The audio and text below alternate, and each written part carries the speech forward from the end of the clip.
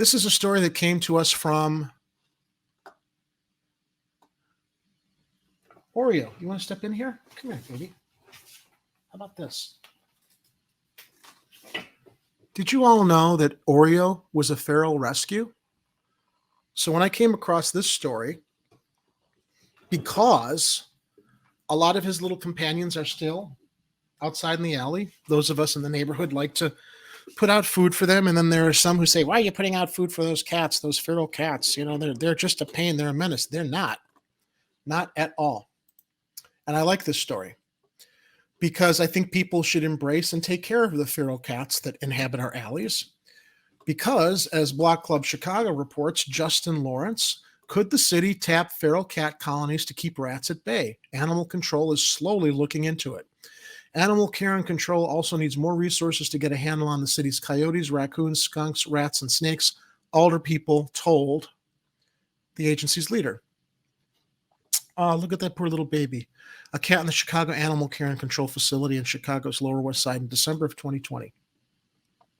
Could a feral cat program be the solution to Chicago's rat problems? I would also offer they ought to let all these feral cats run rampant through the city council chambers. Maybe that's a way we could solve some of our problems with the rats there. See what I did there? At a budget hearing for Animal Care and Control Wednesday, Aldermans Anthony Napolitano, 41st, and Andre Vasquez of the 40th, asked whether Executive Director Mamadou Diakate had thought about using feral cats to combat rats. We've had an incredible uptick in rodents, rats in our ward, Napolitano said. He asked if the city could let loose feral cat colonies as an organic solution. Diakate said the city is slowly looking into if an official city feral cat program would work.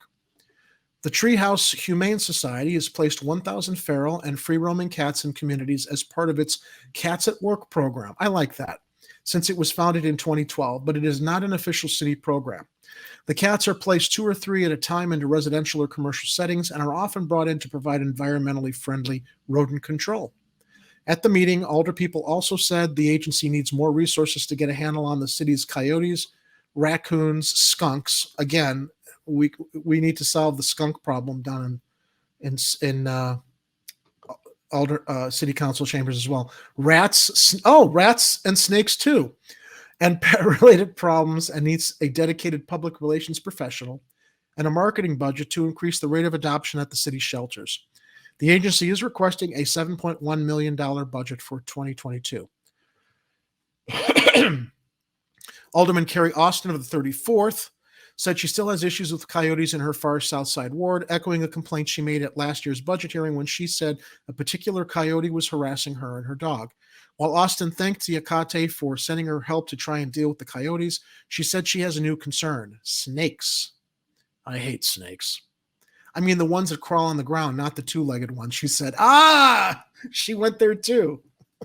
I killed 2 of them in my house, and so it's like, Alderman Derek Curtis of the 18th also said his ward is dealing with a lot of critters, asking Diakate if animal control will get back to trapping them. Alderman Michael Scott Jr. of the 24th said he hasn't seen a coyote since the coronavirus pandemic began, but the coyotes and raccoons that call Garfield Park home sometimes snoop around near a home for older people in his ward, causing concern among residents. Alderman Walter Burnett Jr. of the 27th has noticed a few more skunks popping up in his ward that stretches from near Lake Michigan to the area surrounding United Center. Diakate said the best way to prevent interactions with the animals is to ensure residents aren't providing a source of food. He said his staff is always available to speak at community meetings to address residents' concerns. Now, that is an interesting point because throughout the winter and even sometimes during the summer, I will put out cat food for the neighborhood ferals because you sometimes wonder if they're not finding the rats, where are they getting their food from? But there have been occasions where I have discovered the raccoons going through the cat food that I put out in my patio, and I've also seen some possums that go through that. So it's a tough call. I mean, you want to attract the feral cats to stick around your properties, but then you got to worry about trying out the raccoons and the possums. Not that they're like big problems anyway. I'd be more worried about the skunks and snakes, but possums are very, very docile animals. Animal control will only trap or remove a raccoon or other animal if they're inside a home or other property or have damaged property, Ducati said. But the state allows residents to apply for their own trapping permit. Throughout the meeting, alder people praised Ducati's agency for responding to their request and stressed the need for a boost to its budget to manage the 8,000 animals it takes in annually. So yada yada yada. You don't have a marketing budget. Your advertising budget is 2,000. You don't have a public relations position in your agency that's problematic.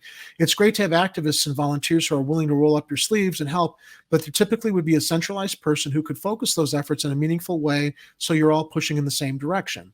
Which is why I thought it was good to talk about this story tonight. If you built in just $20,000 to $30,000 to produce public service announcements that TV stations could run for free for you, those are the types of things a PR-focused individual in that department can help you with. Ducati said the agency sends about 75% of the animals it brings into partner shelters, but it offers cats and dogs adoptions for $65. Agency officials said they use social media, appearances on local news, and word of mouth to market adoptions and services. So, while most alder people said animal control should have a dedicated advertising budget, Alderman Nick Vasilatos said he thinks his colleagues were oblivious to the fact that alder people are in a great position to handle marketing for the agency. I don't mean any disrespect, but I really feel we should be your main marketing tool. We're the ones who can help you. Nobody can help you like we can. We can help you with rescue. We can help you put it out in our email blast. That's a good point.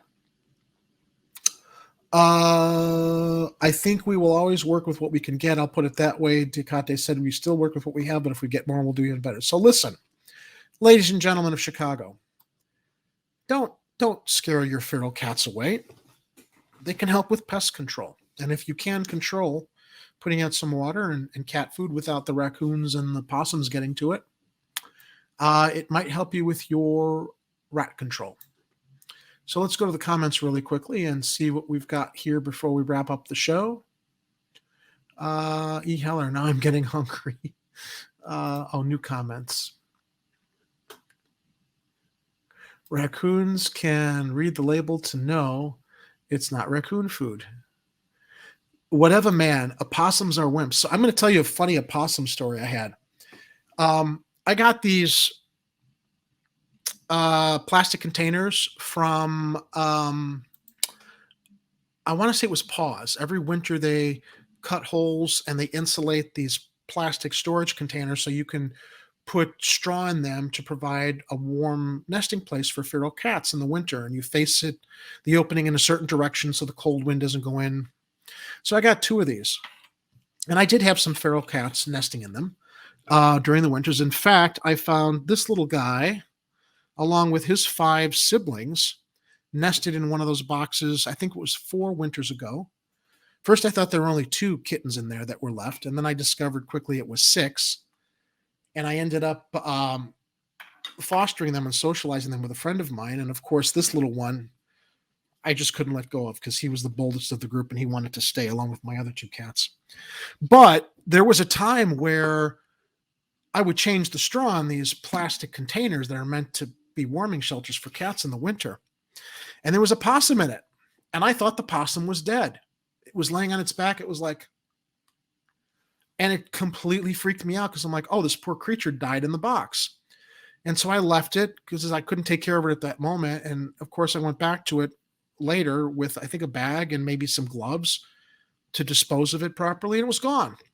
It was playing possum. I witnessed an actual possum playing possum, making me think it was dead. So I would move on. And then it left on its own.